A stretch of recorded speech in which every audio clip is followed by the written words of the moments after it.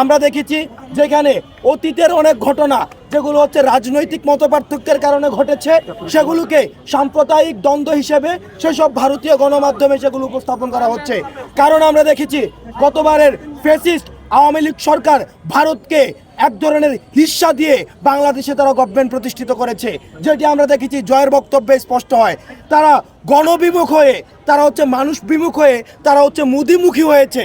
অর্থাৎ তারা মানুষ থেকে মুখ ফুরিয়ে তারা মুদির উপরে নির্ভর করছে তারা ক্ষমতায় আসার জন্য। মুদির কাছে যেখানে আবেদন করে সেখানে আমাদের সার্বভৌমত্বটি প্রশ্নবিদ্ধ হয়। আমরা স্পষ্ট করে দিতে চাই, এই যে ইউএসএতে বসে আপনি দেশের বিষয়ে সিদ্ধান্ত নেওয়ার আপনার কোন ধরনের অধিকার নাই।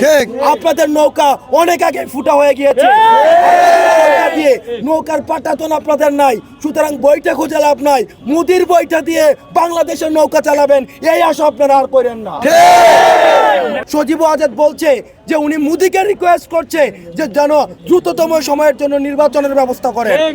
চিন্তা করেন মানুষ থেকে ওনারা কতটা বিচ্ছিন্ন, ছাত্র থেকে ওনারা কতটা বিচ্ছিন্ন, জনতা থেকে ওনারা কতটা বিচ্ছিন্ন যে ওনারা মোদিকে রিকোয়েস্ট করতে হয় যে আগামী নির্বাচন করে দেওয়ার জন্য।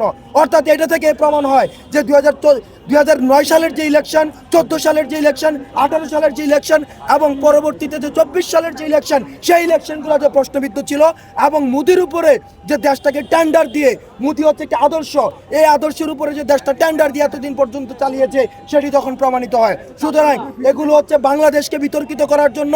আমাদের যে সাম্প্রদায়িক সম্প্রীতিটি রয়েছে, বাংলাদেশে সবসময় সাম্প্রদায়িক সম্প্রীতি রয়েছে, এই সাম্প্রদায়িক সম্প্রীতিকে প্রশ্ন করার জন্য আমরা দেখেছি আওয়ামী ফ্যাসিস্ট যে সরকার তারা এখন দেশে বিদেশে প্রপাগান্ডা চালাচ্ছে।